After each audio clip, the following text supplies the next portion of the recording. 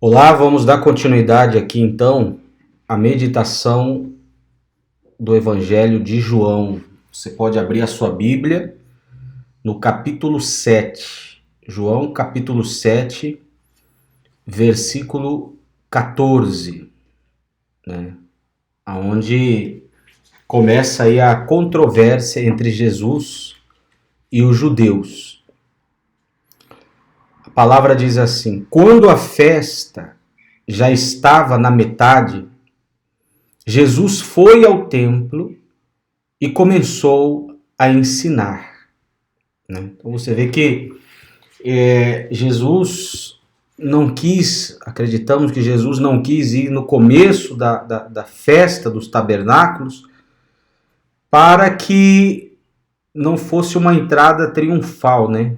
Porque ainda não era o momento, né, de Jesus fazer aquela entrada triunfal.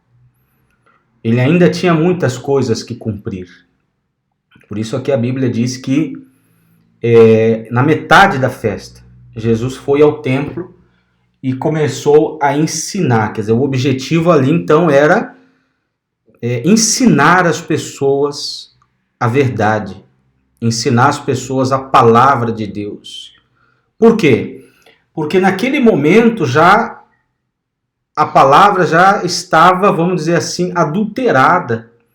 Tinha ali a lei, tinha ali o Antigo Testamento, mas os judeus, os sacerdotes, os fariseus, os saduceus, que eram as autoridades religiosas ali de Jerusalém, de Israel, eles já, vamos dizer assim, já se haviam distanciado da pureza da palavra de Deus e estavam aí mesclando a palavra com os seus próprios pensamentos, com as suas próprias ideias, né? E ao invés de passar a palavra de Deus pura, como está escrito, já passavam mais o que eles pensavam para confundir, né? O diabo usando disso, como sempre, para confundir, para adulterar. É como um leite adulterado, né? É como um alimento adulterado. É como os alimentos que hoje em dia nós comemos, né? Já não é mais aquele alimento puro, aquela verdura, aquele legume, aquela carne, já não é mais vinda totalmente da natureza. Tem agrotóxicos, tem anabolizantes, tem muita química, principalmente as comidas industrializadas, as comidas enlatadas, né? Tudo isso já vem adulterado. O homem colocou a sua mão aí, adulterou, já vem, já não tem todos os nutrientes, já não é perfeita aquela comida. Assim também os homens têm feito, né, com as religiões. As religiões justamente é isso, as pessoas muitas vezes até creem em Deus, creem no Senhor Jesus, creem na palavra, mas pega aquela palavra, tira do contexto, mal interpreta a palavra, coloca os seus próprios pensamentos, coloca os seus próprios sentimentos, coloca a sua carnalidade, já não é guiado pelo Espírito Santo. Era dessa maneira que os judeus estavam fazendo naquela época. E hoje em dia não é diferente.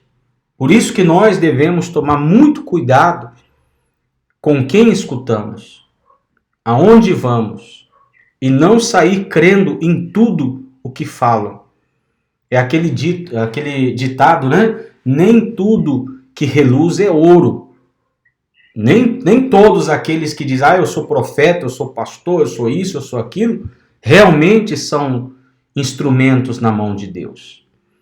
Então, o que nós devemos fazer? A base da nossa fé é a Bíblia, é a palavra de Deus.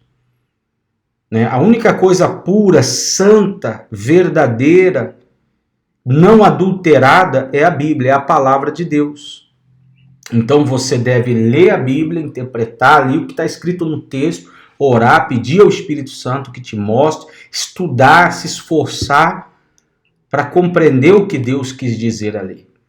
E aí você conhecendo essa verdade da palavra de Deus, quando você escuta alguém falando, você vai comparar o que a pessoa está falando com o que está escrito na Bíblia.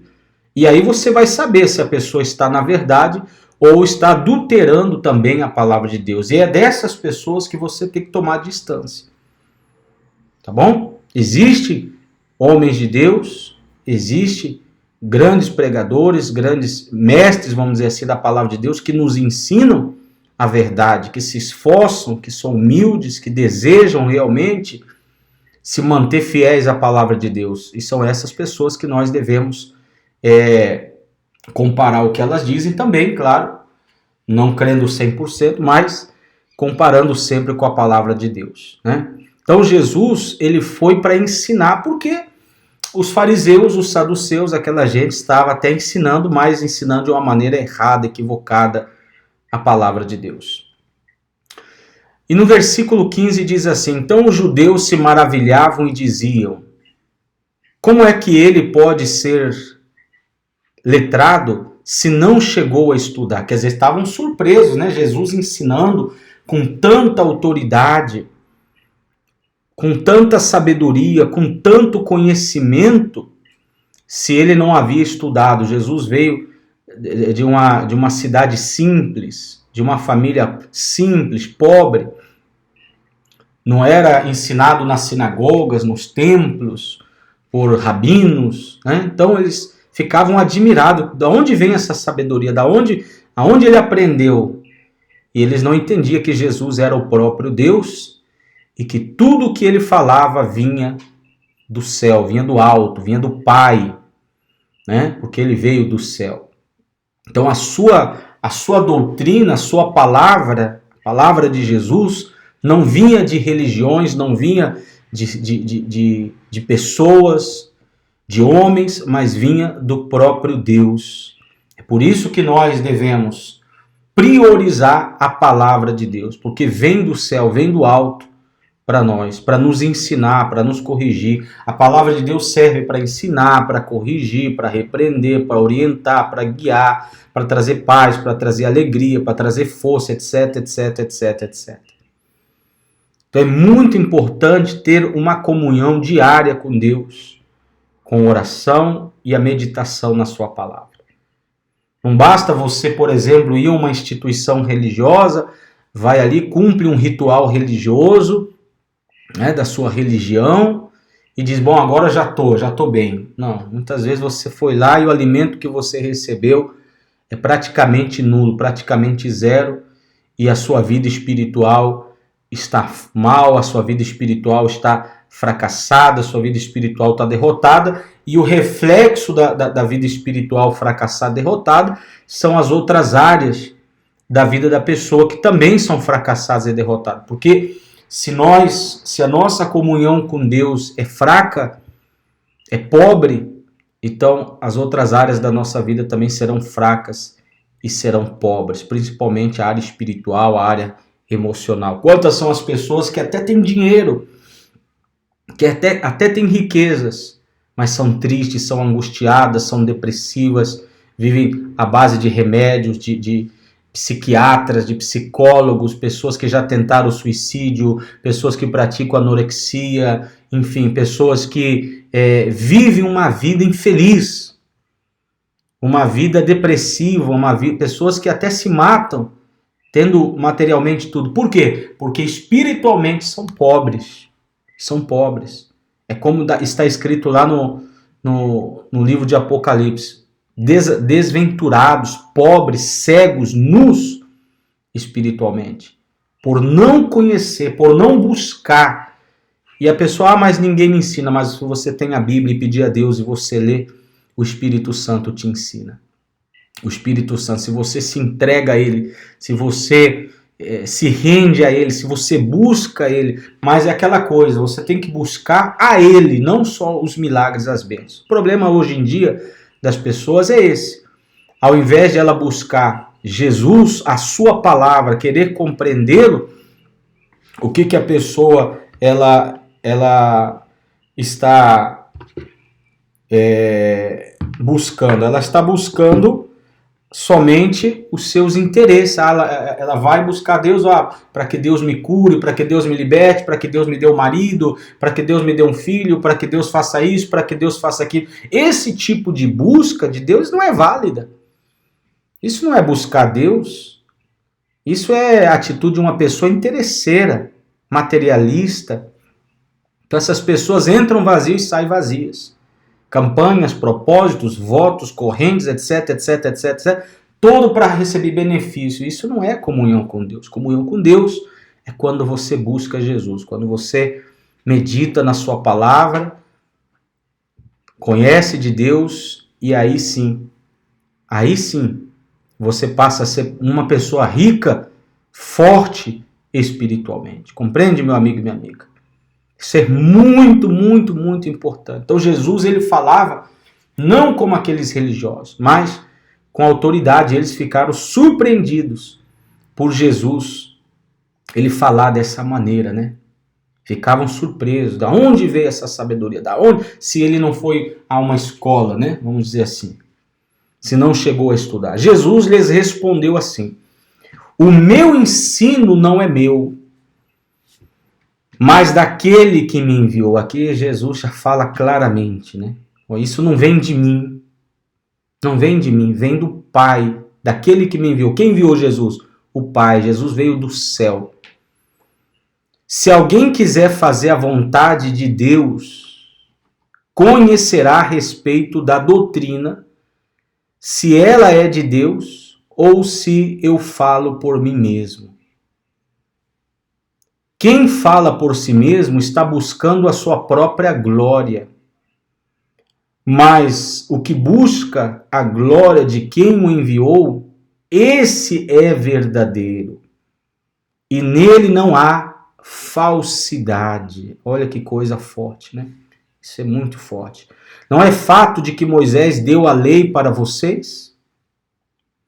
Contudo, nenhum de vocês a cumpre, porque estão querendo me matar? Então Jesus aqui ele fala algo muito forte, né?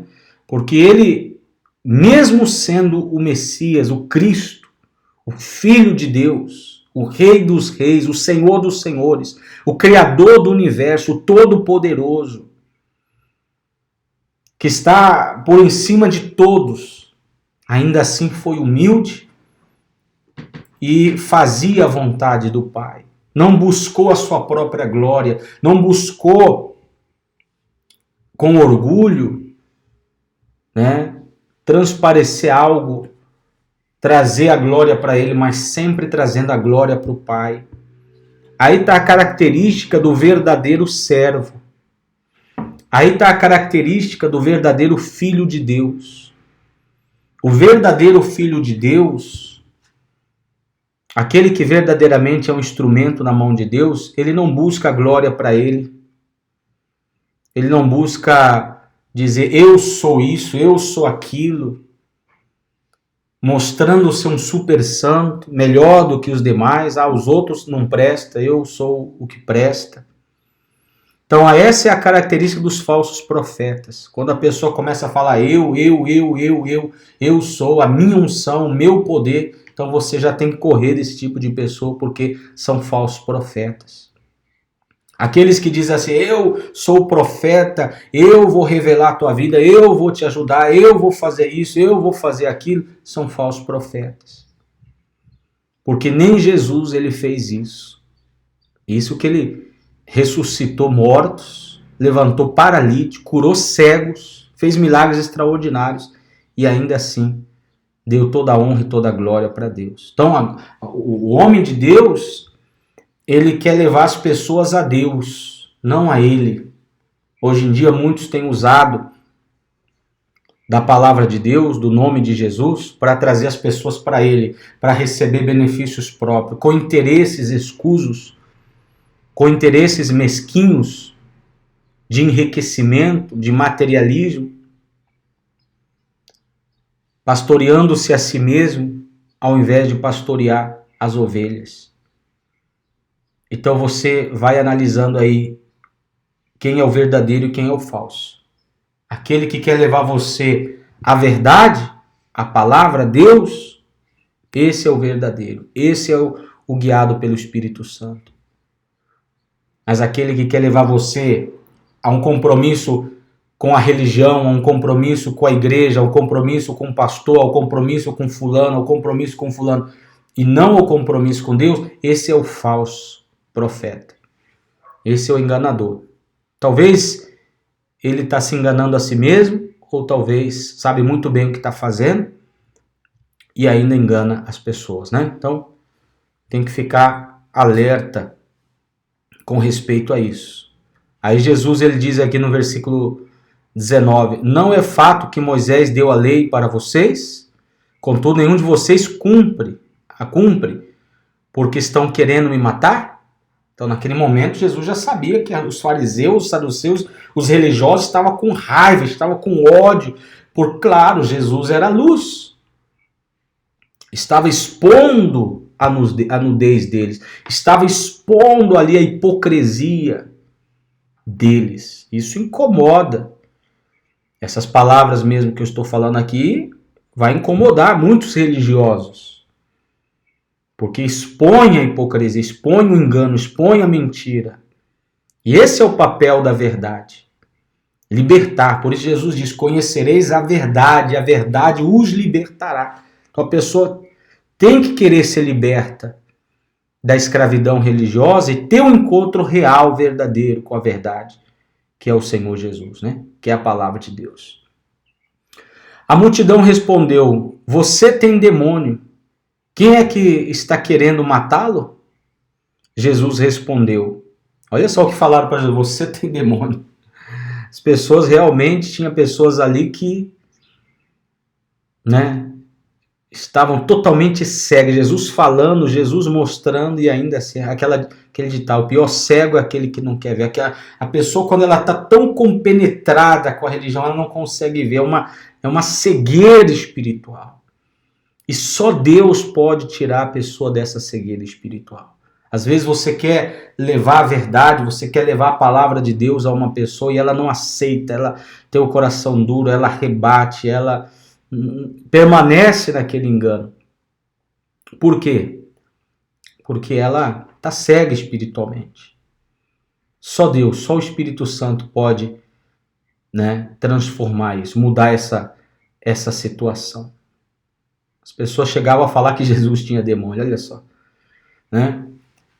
Jesus respondeu, um só feito realizei, e todos vocês ficaram admirados? Né? Estava falando do milagre do paralítico, né, que ele tinha levantado.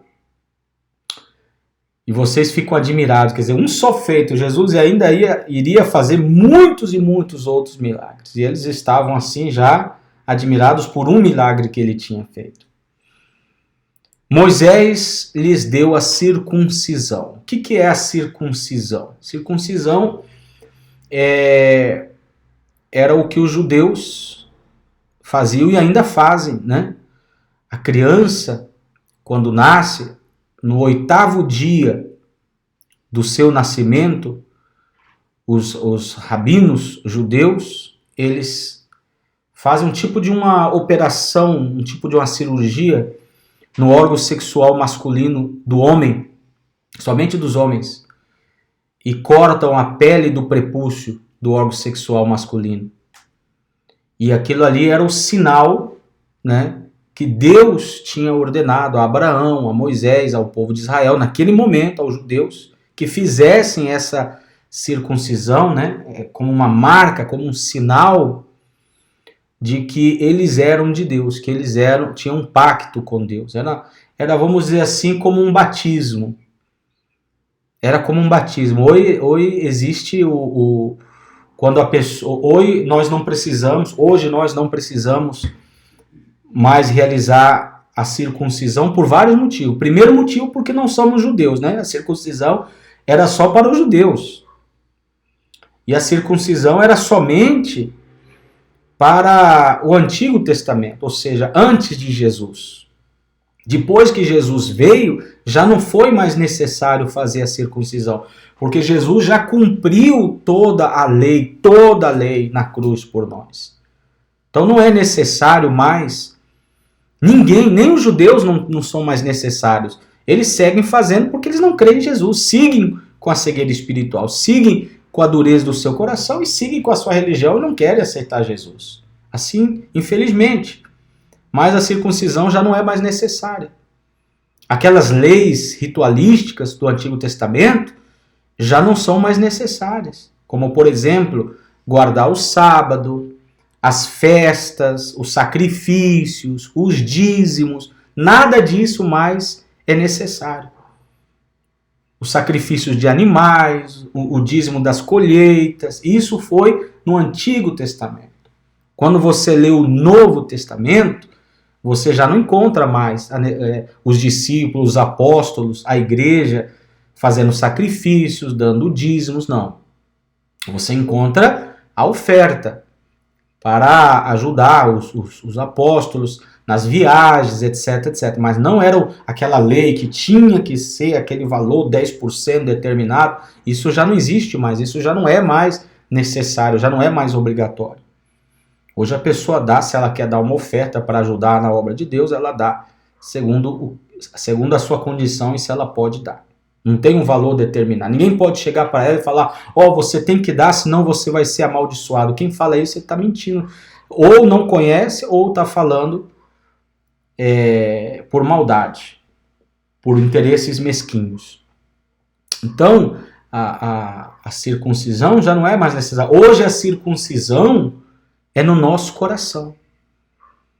Hoje a circuncisão é quando a pessoa escuta a palavra de Deus e se arrepende dos seus pecados e Deus opera nela. Deus opera nela o novo nascimento. Isso é Deus que opera na pessoa. A transformação. Antes a operação, né? A marca era pegada aquela pedra afiada e cortava. Era o homem que fazia, no próprio homem, né? Agora é diferente, agora é muito mais forte. Agora é o próprio Espírito Santo que vem com essa pedra que é Jesus e corta e faz aquela separação, né, do pecado e nos purifica, e nos limpa, nos transforma. Hoje a cirurgia é espiritual, a marca é espiritual. Você não precisa fazer nenhuma marca para dizer que você é de Deus. Porque isso é interior, ainda que os homens não vejam, Deus sabe quem é e quem não é. Então, está muito claro aqui o que o Espírito Santo está mostrando, né? Jesus diz, Moisés lhe deu a circuncisão, se bem que ela não vem de Moisés, mas dos patriarcas. A circuncisão vem desde Abraão, né? Vem antes da lei. E vocês fazem a circuncisão de um menino até mesmo no sábado. E se o menino pode ser circuncidado em dia de sábado, para que a lei de Moisés não seja desrespeitada, por que vocês ficam indignados contra mim pelo fato de eu ter curado por completo um homem num sábado? Não julgue segundo a aparência, mas julgue pela reta justiça. Quer dizer, aqui, vamos repetir aqui esse versículo aqui para ficar claro. No versículo 22. Moisés lhe deu a circuncisão, se bem que ela não vem de Moisés, mas dos patriarcas. E vocês fazem a circuncisão de um menino até mesmo no sábado. Ora, por exemplo, a circuncisão tinha que ser feita no 8º dia do nascimento. Quer dizer, se o menino nascia no sábado, então ele tinha que ser circuncidado no seguinte sábado. Mas a lei também dizia que no sábado não se podia fazer nenhum trabalho. E ele diz aqui no versículo 22, e vocês fazem a circuncisão de um menino até mesmo no sábado. E se o menino pode ser circuncidado em dia de sábado, para que a lei de Moisés não seja desrespeitada, por que vocês ficam indignados contra mim pelo fato de eu ter curado por completo um homem num sábado? Quer dizer, Jesus estava expondo, mais uma vez, a hipocrisia deles. Porque eles ficaram com raiva indignados com Jesus, porque ele tinha curado um homem num dia de sábado, sendo que eles faziam os seus rituais de circuncisão até mesmo no sábado. Eles mesmos quebravam as suas próprias leis. É aquele ditado, né? Queriam impor uma super santidade às demais pessoas, sendo que nem eles podiam. Queriam que todos cumprissem, sendo que eles não cumpriam. E assim são a maioria dos hipócritas. Mostram uma santidade que não tem.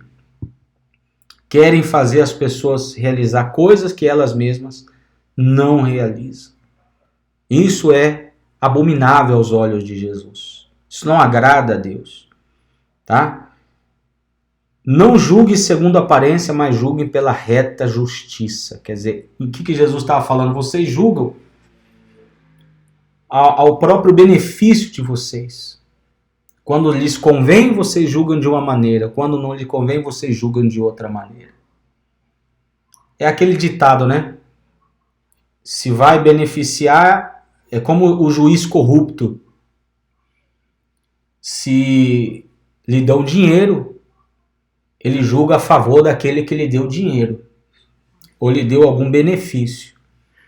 Mas aqueles pobres que não têm dinheiro, nem julgar a causa deles eles querem julgar. Quantas são as pessoas pobres que não têm dinheiro e que estão aí anos esperando receber uma causa na justiça e não recebem?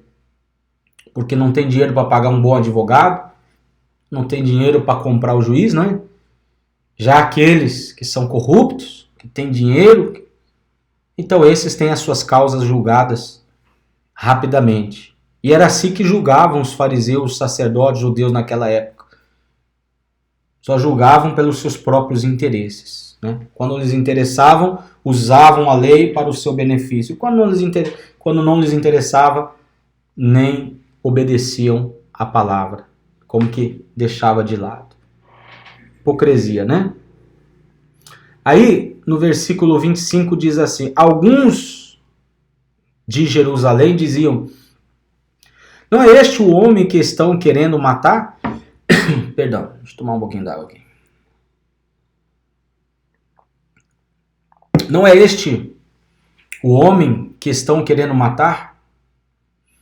Eis que ele fala abertamente e ninguém lhe diz nada. Será que as autoridades reconhecem de fato que este é o Cristo? Né? Mas nós sabemos de onde este homem vem. Quando, porém, o Cristo vier, ninguém saberá de onde ele é. Então as pessoas estavam confundidas, né? Será que Jesus é o Messias? Será que Jesus não é o Messias? Estavam com aquela dúvida, né? Porque ele falava abertamente, os fariseus não faziam nada, porque não havia chegado o momento, né? Enquanto ensinava no templo, Jesus disse em voz alta. Então ali, uma multidão de pessoas, era uma festa, muita gente, e em voz alta Jesus diz assim: vocês somente me conhecem, mas também sabem de onde eu sou. Vocês não somente me conhecem, mas também sabem de onde eu sou. Eu não vim porque eu de mim mesmo o quisesse, mas aquele que me enviou é verdadeiro. Aquele a quem vocês não conhecem, que é Deus, né? Eu o conheço, porque venho da parte dele e ele me enviou. Quer dizer, mais uma vez ele falou que claramente que veio do céu, que é o Filho de Deus. Então quiseram prendê-lo, mas ninguém lhe pôs as mãos, porque a sua hora ainda não havia chegado. Ou seja, qual hora? A hora da crucificação. Muitos pensam, coitadinho de Jesus, prenderam ele, mataram ele. Nada disso. Jesus nunca foi coitadinho. Ele veio com essa missão, sabia o dia, a hora que ele ia, ele se entregou, ninguém prendeu, ele se entregou. Ninguém o matou, ele entregou o seu espírito. Ninguém matou Jesus. Jesus na cruz ele disse: Pai, em tuas mãos eu entrego o meu espírito. Foi ele que entregou. Ninguém tirou a vida dele, ele a entregou por nós. Então, não era chegado o momento ainda. Por isso ninguém conseguia colocar as mãos, né, em cima dele. Porém, muitos dentre a multidão creram nele e diziam: quando o Cristo vier, será que vai fazer maiores sinais do que este homem tem feito? Então muitos, estava dividido ali. Muitos criam, muitos não criam. E hoje é assim também. Só aqueles que são tocados mesmo por Deus é que creem. Os fariseus, ouvindo a multidão murmurar essas coisas a respeito de Jesus, juntamente com os principais sacerdotes, enviaram guardas para o prender. Jesus disse: ainda por um pouco de tempo estou com vocês e depois irei para junto daquele que me enviou. Vocês irão me procurar, mas não me acharão. Vocês também não podem ir para onde eu estou.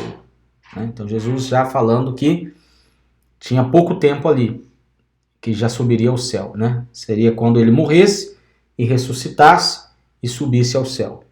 Então os judeus disseram uns aos outros: para onde ele irá, que não o possamos achar?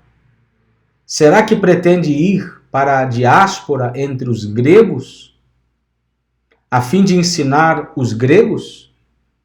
O que significa isso que ele diz? Vocês irão me procurar, mas não me acharão. Vocês também não podem ir para onde eu estou. Quer dizer, eles ficaram assim perdidos, não estavam entendendo praticamente nada do que Jesus falava.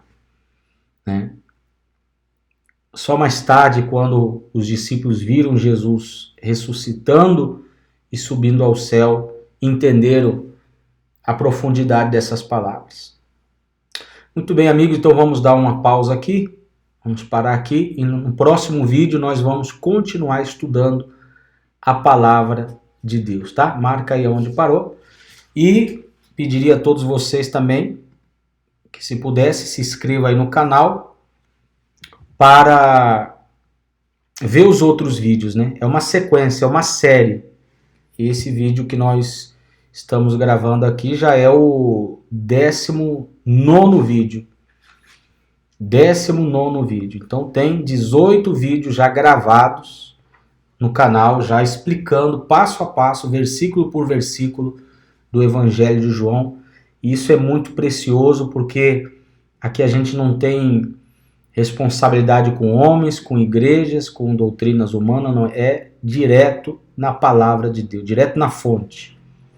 Então é muito importante que você analise, leia a sua Bíblia, estude, medite, porque isso é o que vai transformar a sua vida e te vai encher do Espírito Santo. E também, se você quiser, compartilhe com outras pessoas essa mensagem. Que Deus abençoe a todos, um forte abraço e até o próximo vídeo.